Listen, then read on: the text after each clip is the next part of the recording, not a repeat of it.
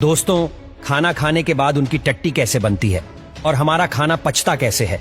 हमारा खाना पच रहा है या सड़ रहा है कैसे पता करें? दोस्तों, एनर्जी से ही हमारी पूरी बॉडी काम कर पाती है और एनर्जी हमें मिलती है फूड से, और डाइजेस्टिव सिस्टम की मदद से ही हम फूड का एनर्जी में कन्वर्ट कर पाते हैं।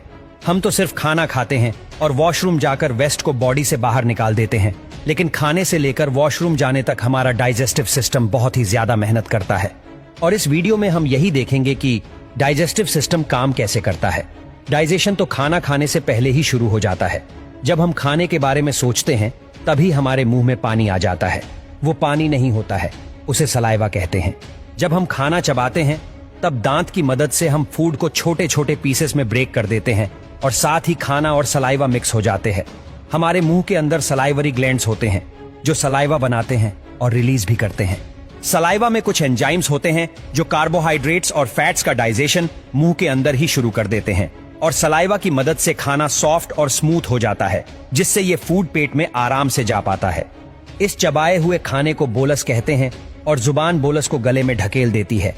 गले में दो रास्ते होते हैं, एक लंच का रास्ता और दूसरा पेट का रास्ता।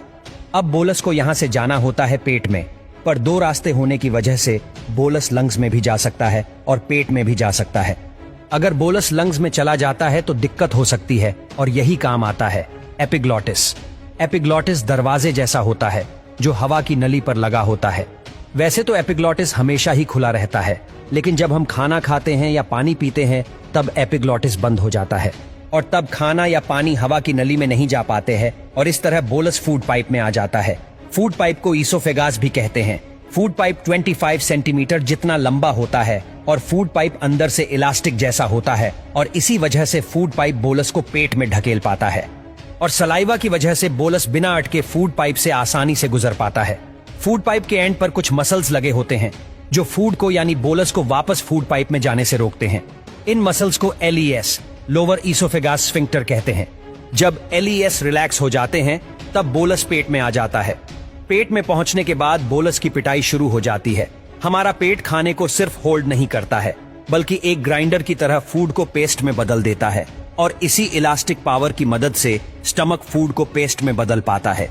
स्टमक अपनी इलास्टिक पावर से फूड को इधर उधर ढकेलता है, जिसके कारण फूड पेस्ट में बदल जाता है, और पेट में एसिड भी होता है, और वो एसिड है HCl, हाइड्रोक्लोरिक एसिड।